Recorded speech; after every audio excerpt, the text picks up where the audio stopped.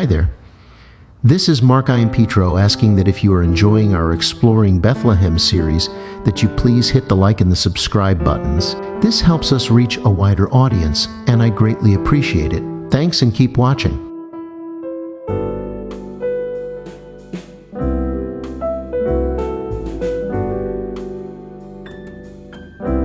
The South Bethlehem Post Office at Fourth and Brodhead stands as a proud reminder of a moment when South Bethlehem had come of age. Once a patchwork of farms by the early 20th century, South Bethlehem had surpassed its older neighbor in both population and industrial might. Fueled by the meteoric rise of Bethlehem Steel Corporation and enriched by waves of immigrant workers from across Europe, the borough had become a bustling, cosmopolitan powerhouse. Civic leaders marked the borough's 50th anniversary not just with celebration, but with construction. A modern high school, a central post office. Buildings meant to signal permanence, confidence, and stature. And carved into the cornerstone of that post office are two names, James Wetmore, William Gibbs, McAdoo. Who are these men and why are their names here?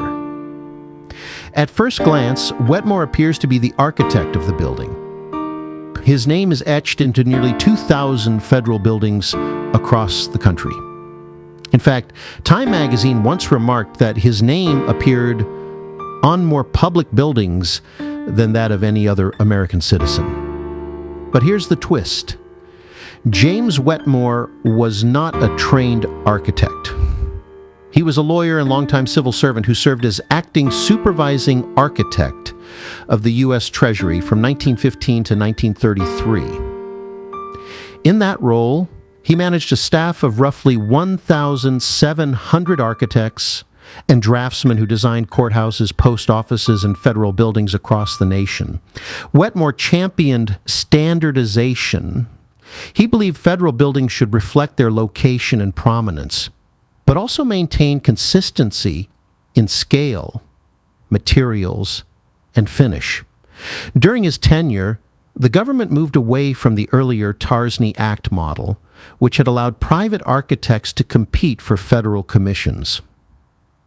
Instead, buildings were designed in-house to ensure uniformity and efficiency. So while Wetmore did not personally draft the blueprints for South Bethlehem's post office, his administrative leadership shaped the policies and aesthetic principles behind it. His name symbolizes federal oversight and the professional bureaucracy that helped define America's civic architecture during the Progressive Era. The second name belongs to a man of national prominence.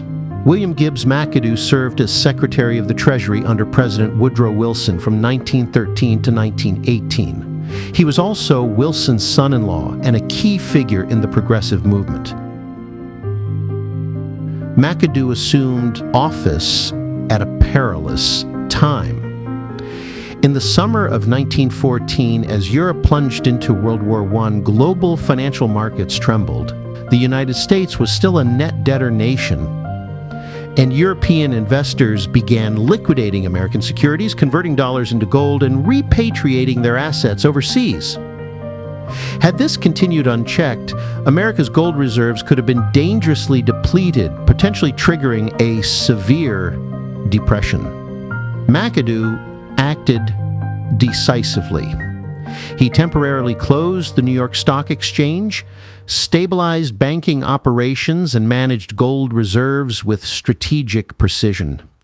His steady leadership prevented a financial panic and helped position the United States to emerge from the war years economically stronger rather than weakened. The war dramatically expanded the Treasury's responsibilities, giving McAdoo enormous influence over domestic finance and foreign policy alike.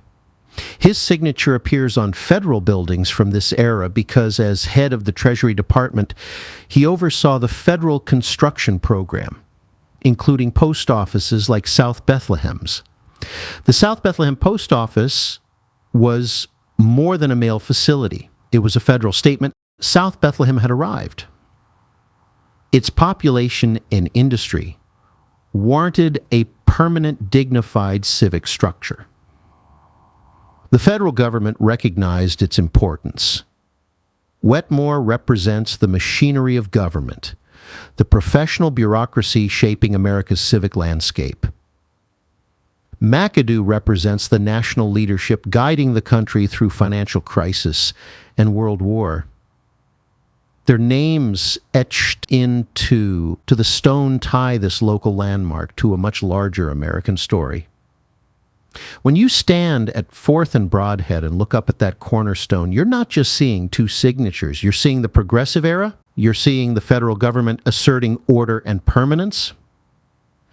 You're seeing South Bethlehem at the height of its industrial confidence. Two names in stone, one local building, and a reminder that even here, in the shadow of the blast furnaces, national history left its mark.